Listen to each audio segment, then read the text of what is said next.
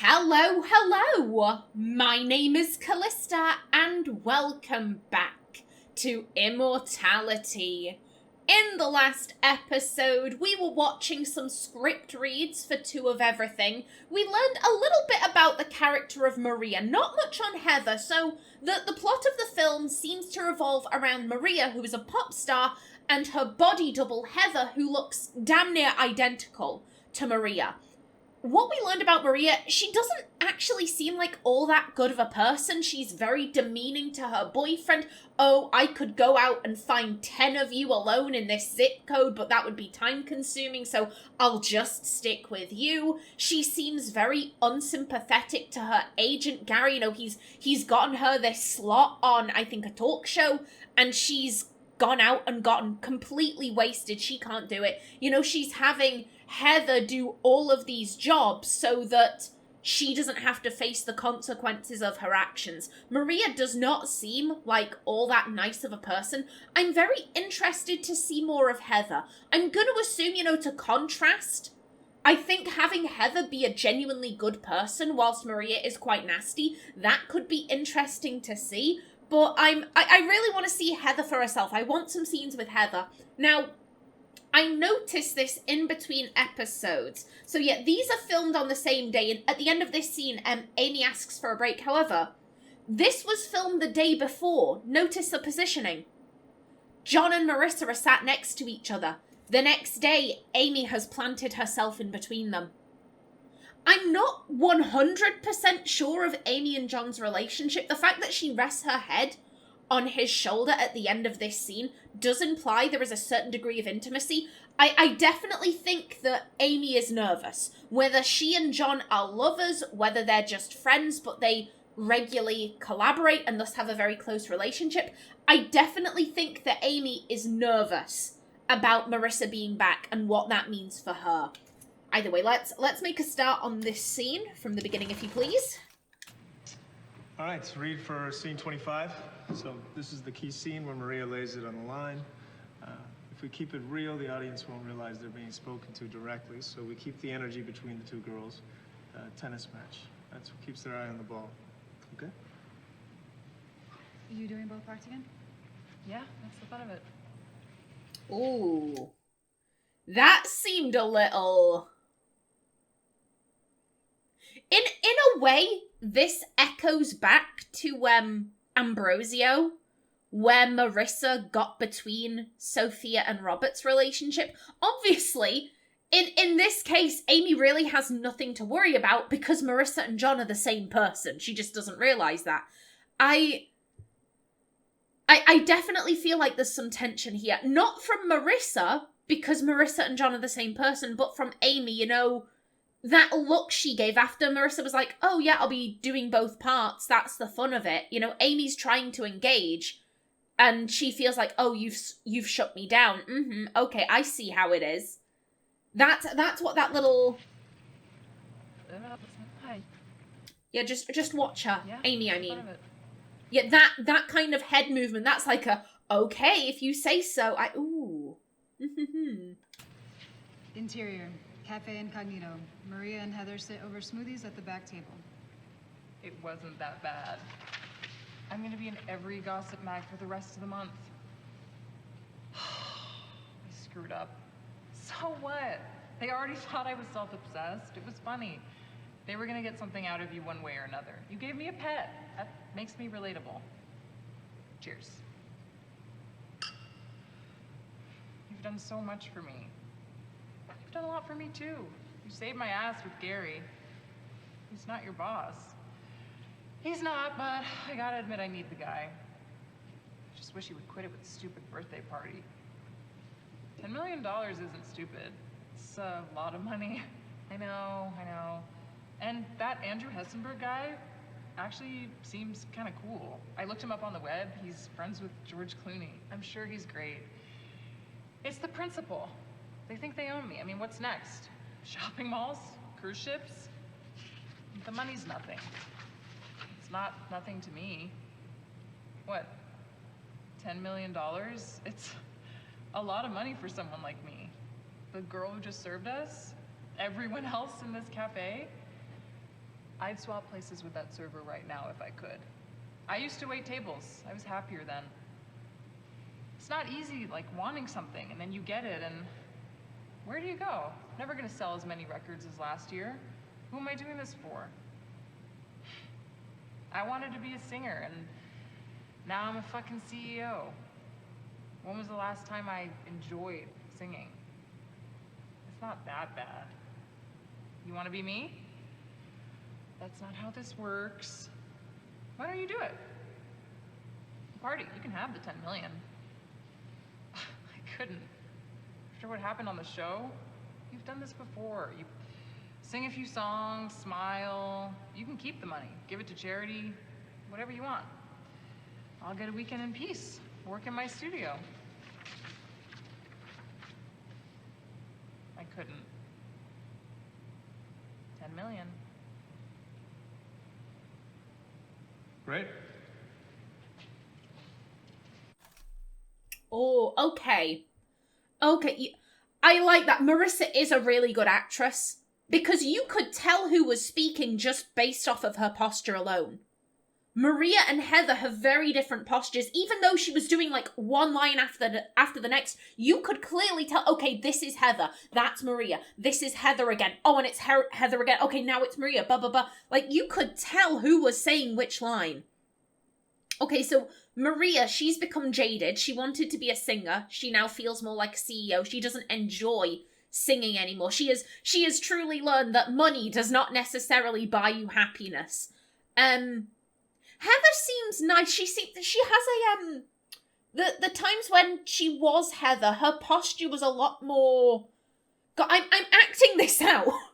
I am physically changing my posture here, and y'all can't see it. She was a lot smaller. Excuse me, Maria, there we go. Maria tended to sit back in her chair. She's very open. This is my space. I am claiming it. I am where I am supposed to be. This is me. Like it or love it. I don't give a shit, like, you do you. Whereas Heather was a lot smaller. She'd, bring her shoulders in, bring her arms in. Her head would kind of bob down a little bit. She was a little shyer, a little more like, oh, I don't want to claim my place in the world, so I'm gonna try and be as small as possible. Okay. Yeah, so they're going for the, they're going for, like, these two girls. They look the same, but they have very different personality types. Okay. I still think... I still think...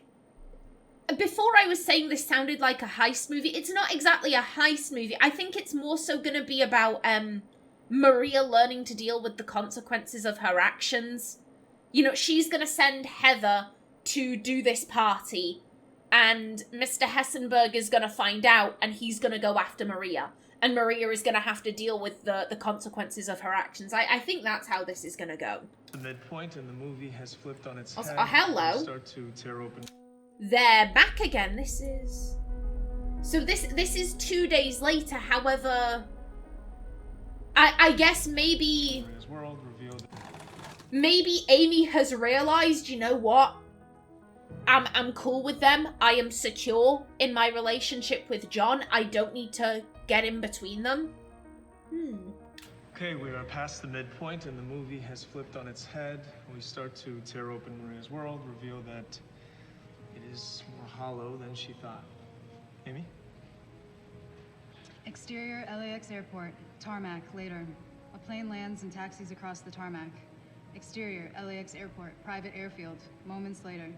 Workers unload a white plastic casket from the cargo hold of the plane and onto a wheeled cart. Crowd noise inside the airport as hundreds of fans press their faces against the window, banging their fists, wailing and mourning and trying to catch a glimpse of Maria's casket. The workers roll the casket towards the coroner's van. Under the window, reveal Gary and Maria, incognito, watching the body being loaded into the van. Maria chain smokes, looking bereft. Gary keeps his arms crossed. I can't believe it. I can't believe she's gone. No. I just want you to know you'll be taken care of. Gary. I'm sure you're worried about the money. I'm worried about it too. The music doesn't go away. This isn't the end. Maria turns to Gary, stunned at his callousness. Gary, what the fuck? she's gone. I don't want to talk about the fucking money. Yeah, well, we're all Maria Inc. and our CEO just died. Someone has to think about logistics. Logistics? She was a person. She was our friend. If she was your friend, I'm sorry for your loss. Maria wasn't my friend, she was my boss. And she never let me forget that. The coroner's van drives off, leaving them alone on the tarmac. Gary glances at Maria, regretting his words. Listen, why don't you come by our house later? I'll be there meeting with the team. Maybe we could find something for you to take with you. Remember, okay? Maria, overcome with emotion, can't manage more than a quick nod. Gary reaches over and squeezes her arm. Sorry. He heads back into the airport, leaving her alone. It's hard being a star. Is this a good thing for Gary? If Maria's been lukewarm recently, her dying, that's a big payday for him. Is he really that cold-hearted? It's good for the story if he is. I mean, it's a gift that Maria gets to see how people talk about her after she's dead. She sees that the music, the fans, they feel something. But Mark, Gary... The men in her life. The men in her life, they didn't love her with any authenticity. Maria's rebirth is a chance for her to plug into that authenticity. So let's play Gary here as revealing the worst of the commercial exploitation of the artist. Okay, you guys have a costume fitting now. We'll be back here in an hour or so.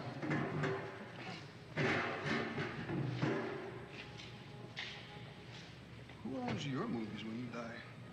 Studios? Except for this one, we are fully funding this one ourselves.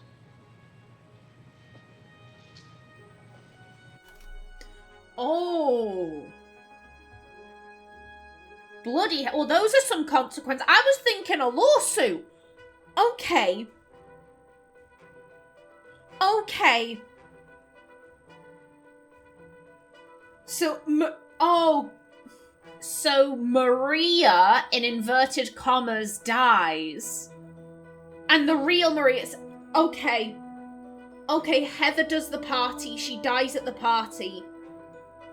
But everyone thinks it's Maria. And therefore Maria gets to see, hey, these are the consequences of your actions. You treated people like shit. They don't give a shit that you're dead. You know, Gary, your agent, he doesn't care. He's, oh, the money, the money. You know, she was genuinely distressed. Obviously, she knows it's Heather. But she's genuinely distressed, like, oh, she was a person. And I like that line. If she was your friend, I'm sorry for your loss. If. And then the follow-up, she wasn't my friend, she was my boss, and she never let me forget it. So Maria gets to see... In a way, this is...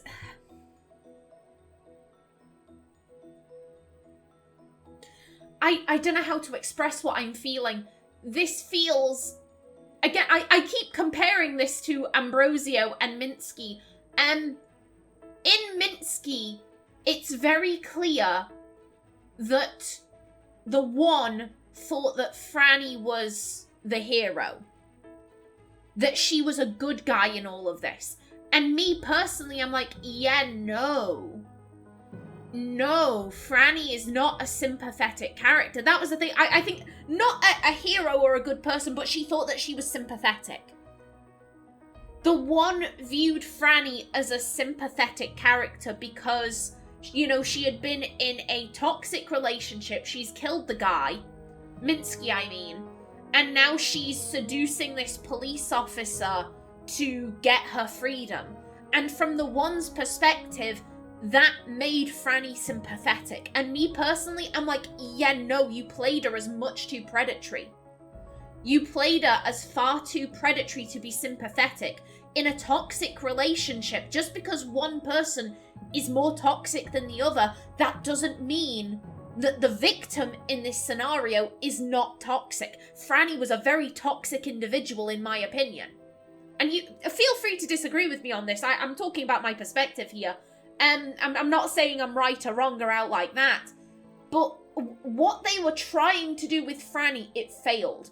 Because Marissa / the One was just too predatory. You know, Franny herself was a toxic individual. Just because she was a victim of Minsky's abuse doesn't negate the fact that she was incredibly toxic. And I don't think the one understood that.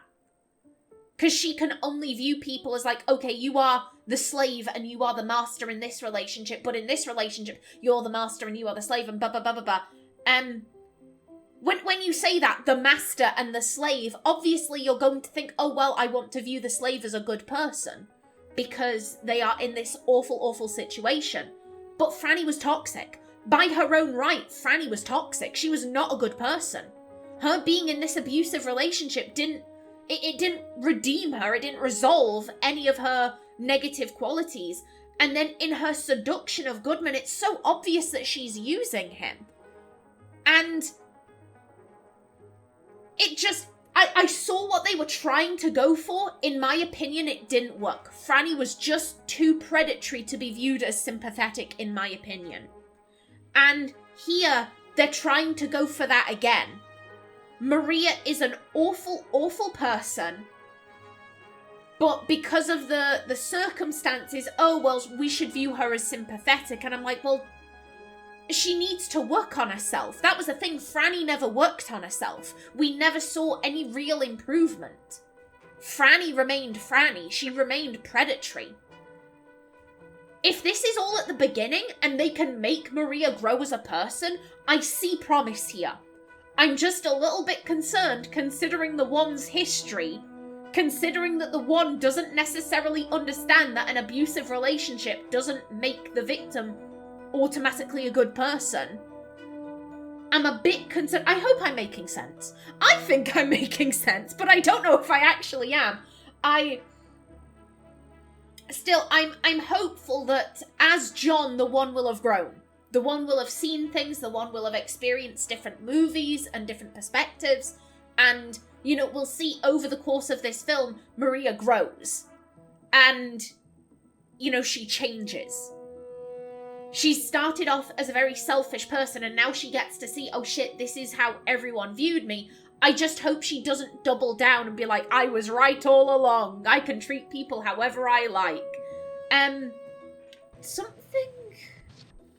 Something that caught my eye. Yeah, so they're funding this film themselves.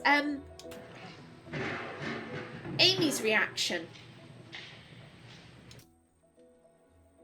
That is very chummy. That is very, very chummy.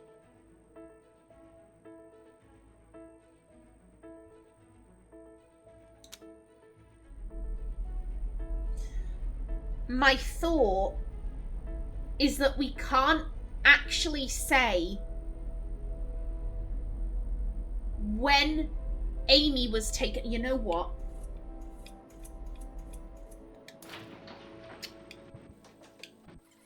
I want to see the outfit Amy was wearing. I want to see if that's going to provide us any clues. If it's either the outfit from the scene we've just watched or the day before.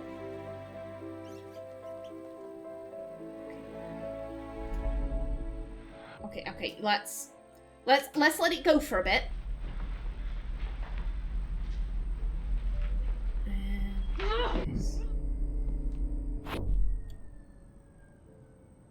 gonna shoot him. I might be clutching at straws here, however, I want to see Amy.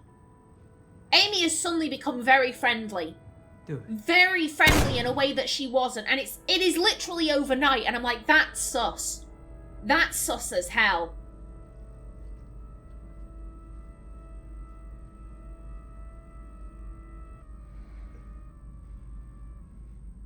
You chose them. I chose me. You never watched me die before. I do love this sequence. I love this sequence of it basically going into this man's dying eyes. That is... Oh, no, we need to go this way. She saw that they cremated. No, let me in, let me in.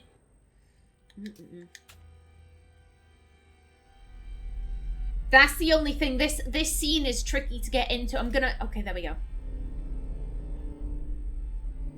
They cremated me. Let me in. I want to see what Amy was wearing.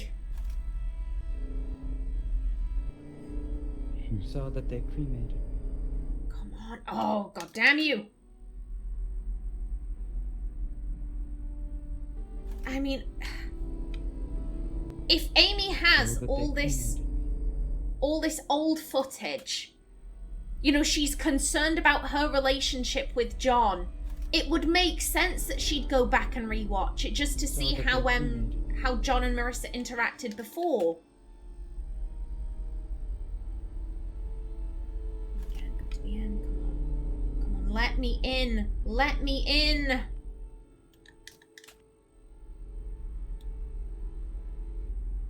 God, I'm gonna get this. Eventually, I'm going to get this. Let me in. There we go. But I didn't die. An infinity of nothing. Wait an minute. Okay, let's...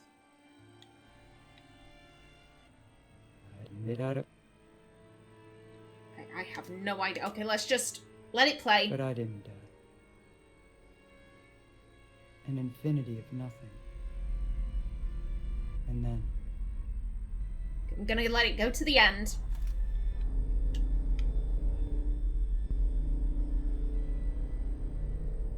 Let me in, let me in. Nothing. And then... I mean, I can understand why this one would be tricksy to get into. It's such an integral scene. Let me in, come on. There we go.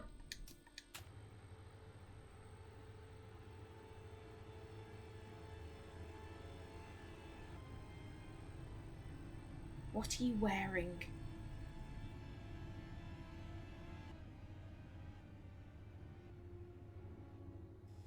I watched him die on the screen.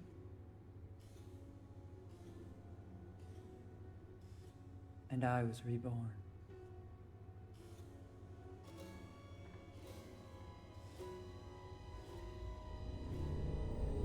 That looked like a charcoal grey shirt to me. Yet no. No, that's a... Yeah, that's a polka dot print, and then this is... No, there's a day. Yeah, now she's wearing a dress. It's weird that she's gone from being quite insecure. There's a day, and now suddenly they're like BFFs. That's weird. That is weird. I wonder if maybe on the 3rd. This was filmed on the 4th. The other was filmed on the 2nd. I wonder if on the 3rd, maybe she watched the film. You know, let me see how John and Marissa interacted. Let me put my mind at ease. And she basically had what we have. She had a moviola machine, and therefore she could see the hidden scenes. And that's how she got to the scene with the other dying, and he somehow jumped into her. I'm wondering if by this point Amy has been possessed. I don't know. I just find it real weird that she's putting her arm around her. I find it real weird. Real sus. Scene 27, rehearsal. Welcome to Marvelous Naomi. You will be this movie's ghost. You are Marissa's shadow and reflection. I'm a stand-in. More than that. When I'm acting, I always have ideas for my scene partner. Here, I can use them. Give you something to play with. Okay, just let me know if there's something special you want me to do. Ready? Naomi and Maria. Action. Heather lets Maria into her apartment. Maria wheels a roller bag. They're both wearing the exact same clothes. Yeah. Welcome to your apartment for the next few days. Oh, your place is so cozy. Thank you. How long have you lived here? 5 years. Yeah, ever since I moved to LA. When I was a kid, I always wanted to live in Hollywood, and now Here I am. Here you are. Right, so I packed you everything that you should need. Don't worry about any of it having ever been worn. It's all brand new. They should dress you for the event when you get there. And here is my wallet. So if you want to buy anything, just put it on my card. Okay, great. Thanks. Hang on, I'll get mine. Okay. Oh, your place is so cute. Oh my God, your bed. I never make my bed. Oh, I always do, even on vacation. You know they have people in hotels that can do that for you. I know. I can't help it. It's how I start my day. Oh, is this my infamous namesake? Ah, hi, Maria. You old bitch. You're so pretty. Here's my wallet. You can use my card, but just don't spend over $200 because it'll go over the limit. I'll behave. Let's swap phones, too. Thank you. Christina Campbell. Thought you had it changed. I did. I just didn't update my license yet. We are younger than you, too. Gary was wrong about us being long-lost twins. So, I'll feed the cat. Right, so we've got her food all set up over here, just one scoop in the morning and one at night. She likes to have a little tuna water mixed in if you have a can open. I can show you how to run the dishwasher. I know how to run a dishwasher. Right. Well, my neighbor across the courtyard's Dorothy. She's super sweet. She'll let you into the complex if you forget your key.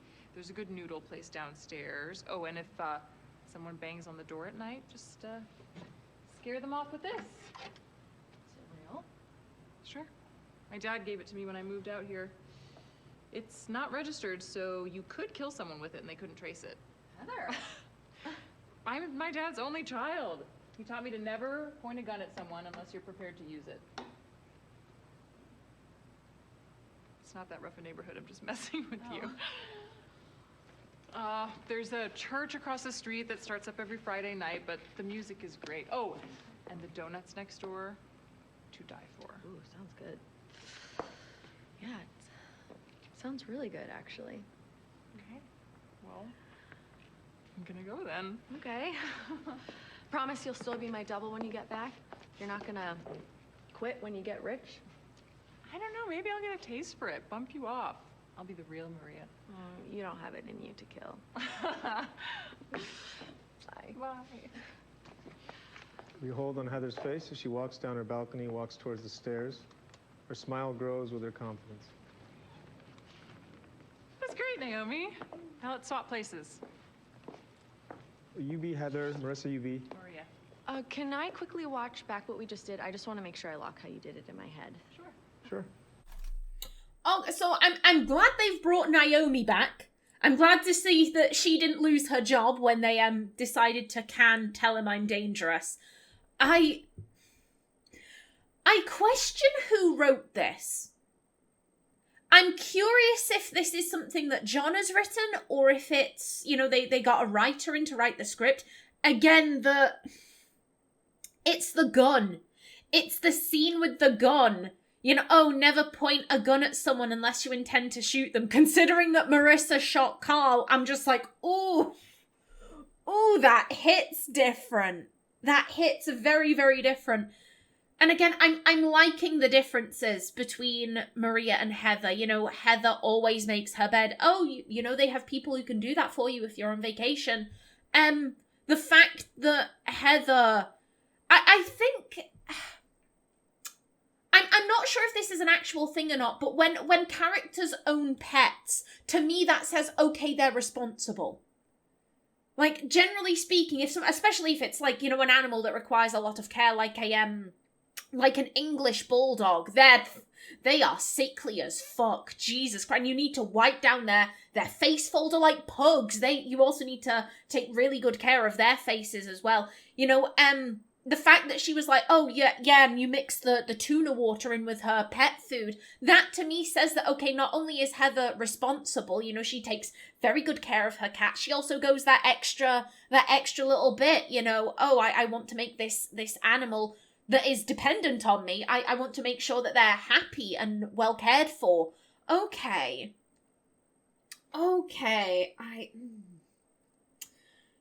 Again, I'm sorry, I'm thinking back to my earlier question of who wrote this. There are some lines where I kind of think this has to be the one.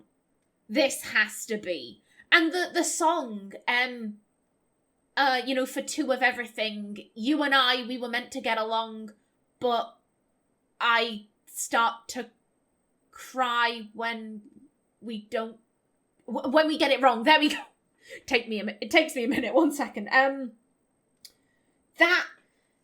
The song for Two of Everything, it seems very reminiscent of the one's relationship with the other. You know, we are the only ones left of our kind. We were supposed to get along, but we can't stand being in the same room as each other. Admittedly, at this stage, the one thinks that the other is dead because the other somehow hopped through film footage, but there are just too many similarities to the one's life. I reckon that John probably did write this. Is it? Scene 30, rehearsal.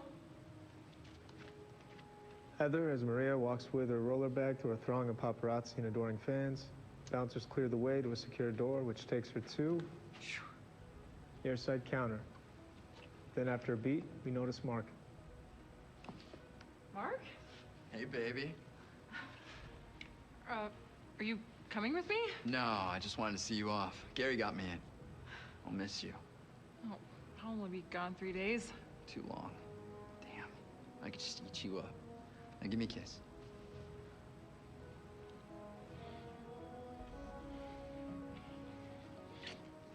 Wow. I was gonna save that for the cameras. I should go. I don't want to miss my flight. No way. Of course. Safe flight. Bye, Mark.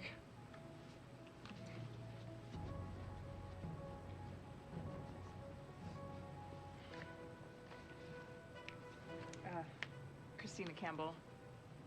Maria. Beep. Leave the bag here. We'll take care of it. Have a good flight. I'm a big fan. Thank you.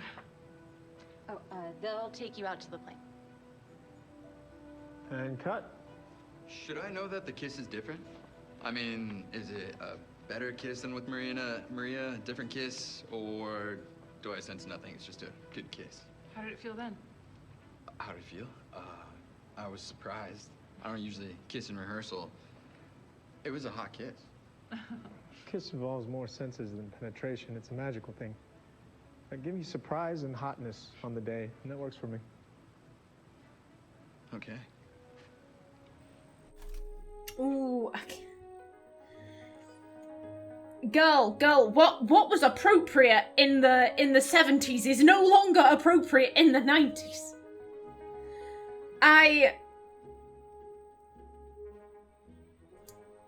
Again, I have to point out, I like how conscientious Heather is. You know, like, oh, I don't want to be late for the plane. They'll wait. And then she's like, oh shit, yeah, they probably will. The fact that I was gonna say the guy playing Mark did seem a little bit surprised after the kiss. I don't think he, expected that. Yeah, this is no longer the 70s or the 60s. He seemed to be cool with it, but you might encounter people who are a bit like, no, you can't, betray my boundaries like that anymore. No, thank you. No, thank you. So I would say, Marissa, you should be careful. You should be careful behaving like that. Scene 31 through 32, rehearsal. Remembering Mark's kiss.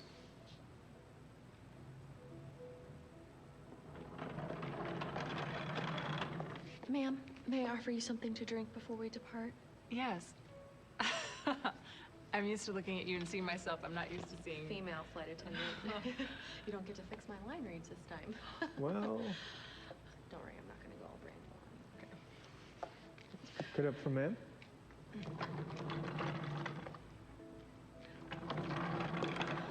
Ma'am, may I offer you something to drink before we depart? Yes, actually. Do you have the tea I like, the green tea? The Sencha or the Baijumon? Oh, the second one. please, and thank you. Right away. Would you like some slippers? Yes.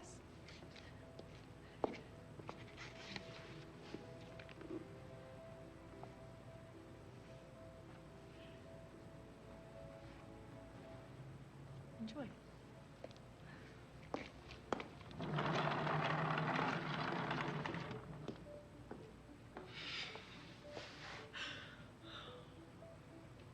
Cut to a little while later. Heather sleeps.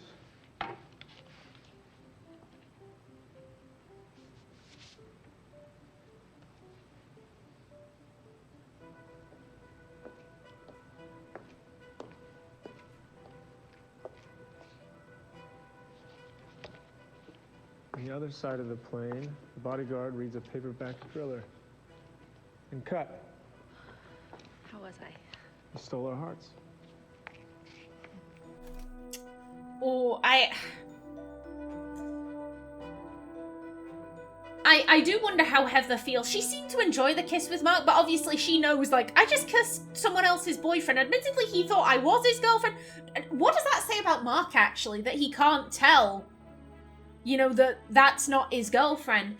Is it bad that my main thought is, like, is this actually what first-class flights are like? Whether the stewardesses put slippers on your feet for you. Like, I've never flown first class. I have a fear of flying. I avoid it like the plague. But when I have flown, I've always flown, you know, economy, you know, just regular. I'm pretty sure economy is regular. Yeah, I've just flown the regular experience. I'm just like, is this how rich people do?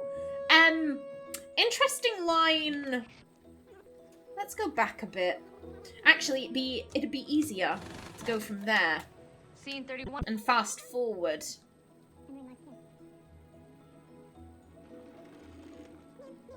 Yeah, this. Before we depart. Yes. I'm used to looking at you and seeing myself. I'm not used to seeing... Female flight attendant. You don't get to fix my line reads this time. Well...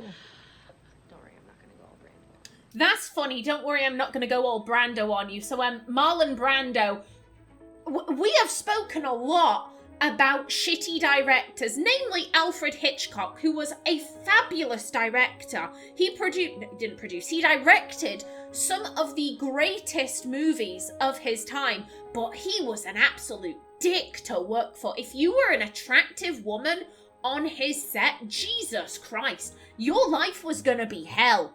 Your life was gonna be absolute hell. Poor, I think it was Tippi Hedren, who was in The Birds. You know, he got an actual bird and he scratched up her face, all because she wouldn't fuck him and she was dating someone else, the man who would go on to be her husband, and he didn't like that she was fucking someone else and she wouldn't fuck him, so he got a live bird and he scratched up her face with it in a phone booth. Yeah, her screams of terror in that scene, because it is in the film. You can actually see the bird scratching up her face in the actual film. Her screams of terror are genuine because she had been told it was going to be a mechanical bird, excuse me. Yeah, we have spoken a lot about awful directors. Now it's time to speak about awful actors. Marlon Brando, phenomenal talent. Absolute shit to work with. He never learned his lines. He never learned his lines. If you look at I believe they're photos from, is it The Godfather? I want to say it's The Godfather, but they had people with like boards with his lines on them on set because he just refused to learn them. But he was so good, he could read them off the board and give a fantastic performance. Like, I find that line very amusing. Very amusing. I think the last thing, I don't need to fast forward to it, but after this scene, you know, she puts the slippers on, and Marissa said, cut to a while later. John should have said that. John's the director. Marissa shouldn't have said that. But again, I think the one is struggling to figure out who's saying what. You know, she's spreading her focus a bit too thin. Very nice. Rehearsal, scene 43 through 44. Okay, so Terry, keep up the JFK. It's the dregs of the party, you're chatting, Heather nods off.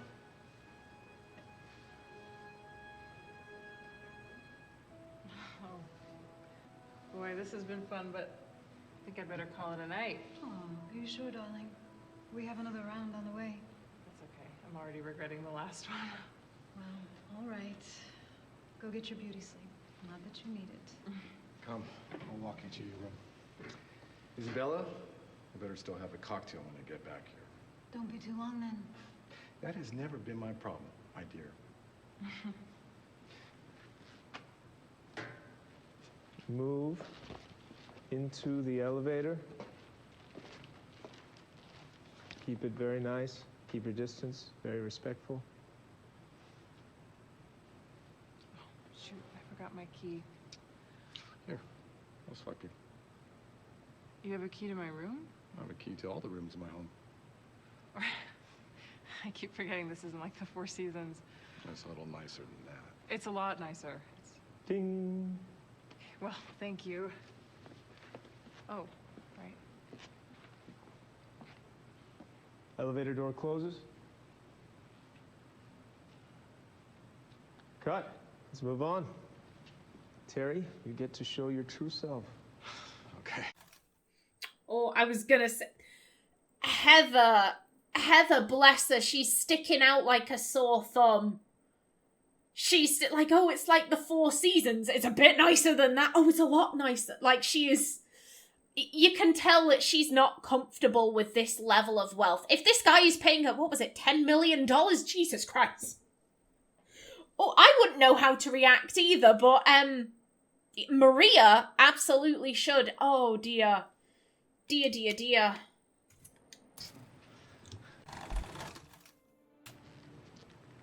Scene 45, rehearsal. All right, first let's just run through the whole thing. Feel it out. Terry, effortless at the bar. Want anything? Manhattan? Oh, no, thank you. I definitely had too many downstairs. Manhattan with extra cherries. That's right. You get close to me. I'm sorry, you get close to me. The what? Confusing. Because that is John who should be directing, but that should be you get close to her. The what? Oh, these mistakes. These mistakes. You like to keep things sweet. I had a lot to drink too tonight, but I just couldn't get enough. You're fantastic. Oh, thank you. Thank you for having me. Stop saying that. What? Stop thanking me. You're acting like you're lucky to be here, like you haven't worked hard to get exactly where you're standing. But it's no accident. You're incredibly talented. Well, I guess you could say I've worked hard and I've gotten lucky. Shut up. Sorry. All I'm trying to say is that you don't think for a second that you don't deserve this.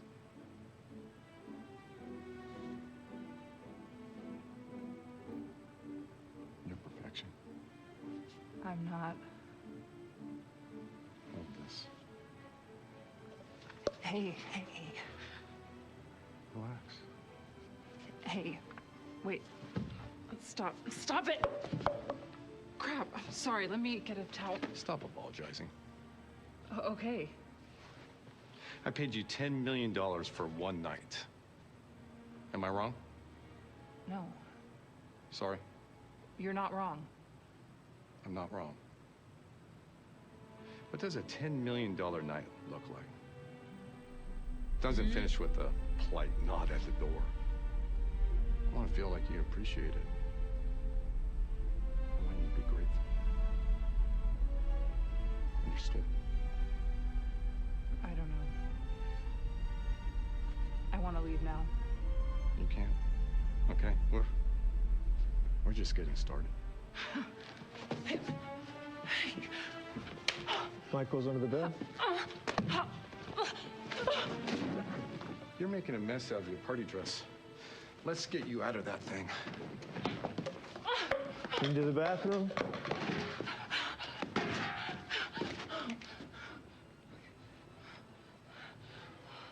you're calling the wrong number. Shit. Okay. Come out. Come out. Cut to Maria. She's in the bath with a face mask, ignores the phone, talks to the cat. Heather can't come to the phone right now. She's busy relaxing like a normal person. Beep. I know, babe. I know. I'll call them back when I'm done. Cat screeches as pre-lap. I'm gonna wait out here all night. It's my birthday. Damn it.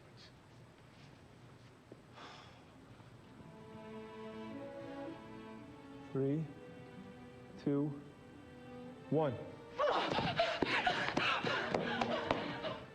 Bitch! Cut. Jesus. Okay. Okay, I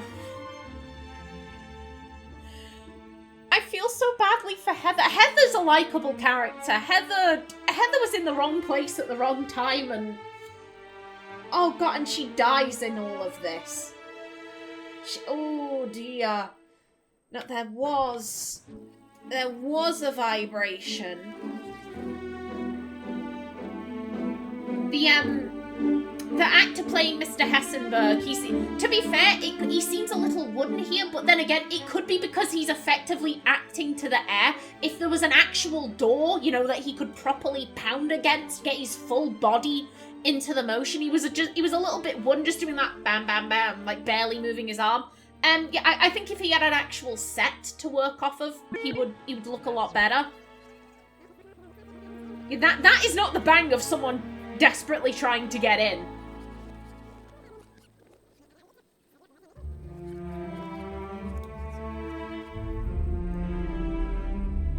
Where are you?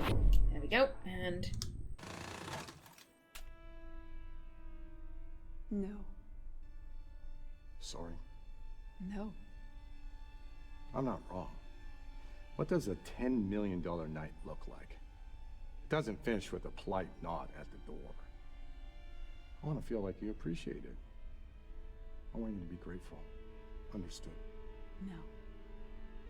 No. You can't, okay? We're just getting started. You're making a mess out of your party dress. Let's get you out of that thing. No. Come out. Come out. I'm gonna wait out here all night. It's my birthday.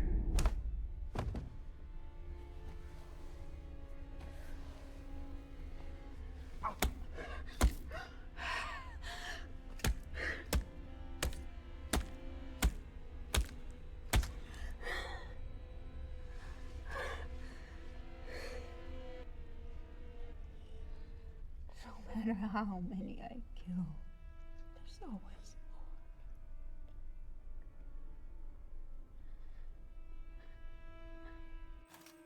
more. Oh.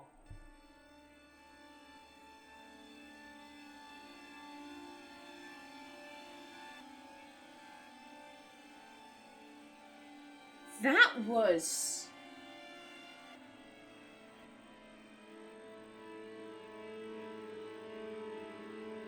I'm not quite sure what to make of that. I'm not quite sure.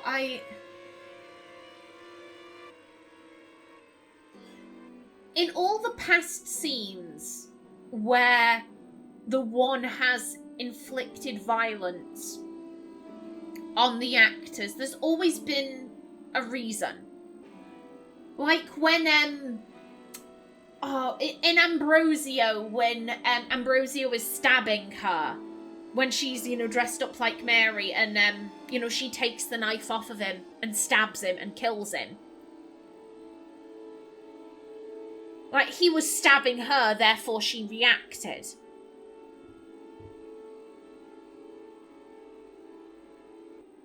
That, the beginning of that scene, she's just saying no. No, she grabs him by the throat, throws him down, bludgeons him to death, and I caught that he was wearing a crown. He was wearing a crown when it, you know, went to his face. So clearly, in her mind, he's standing in for someone else. I wonder...